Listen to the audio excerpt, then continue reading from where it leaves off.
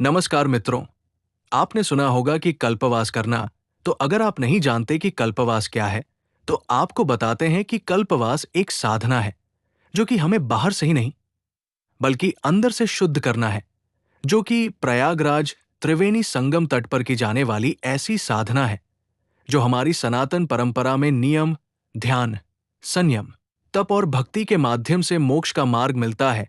कल्पवास एक अनुष्ठान ही नहीं बल्कि एक ऐसी आध्यात्मिक यात्रा है जो कि हमें अंदर से शुद्ध कर देती है। कल्पवास का अर्थ है एक निश्चित समय के लिए नियम का पालन करना। शास्त्रों के अनुसार माघ मास में संगम तट पर रहकर वेद पाठ, जप तप, ध्यान, पूजा और सेवा में जीवन को समर्पित करना ही कल्पवास कहलाता है। शास्त्रों में वर्णित है कि सूर्य के मकर राशि में प्रवेश के साथ आरंभ होने वाला ये एक मास साधक को असंख्य पुण्यों का अधिकारी बना देता है। मान्यता है कि माघ में किया गया एक माह का कल्पवास परमपिता ब्रह्मा के एक कल्प के समान पुण्य प्रदान करता है, इसलिए इसे कल्पवास कहते हैं। क्या आपको पता है कि कल्पवास कब और कैसे किया जाता है? तो आप ये जान ले कि पौष मास के पूर्णिमा से शुरू होकर माघ पूर्णिमा तक होता है। कुछ लोग मकर संक्रांति से शुरू करके शिवरात्रि तक रहते हैं, जैसे जिसके यहाँ की परंपरा हो।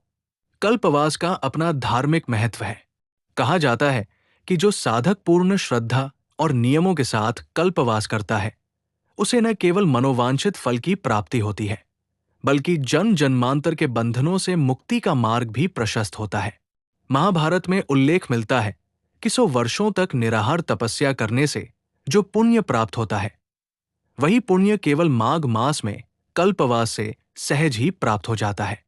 पद्म पुराण में महर्षि दत्तात्रेय द्वारा कल्पवास के नियमों का पालन विधि पूर्वक बताया गया है। कल्पवास में साधक सादा जीवन अपनाता है, सात्विक भोजन लिया जाता है, विलासिता से पूर्णतः दूरी बनाई जाती है।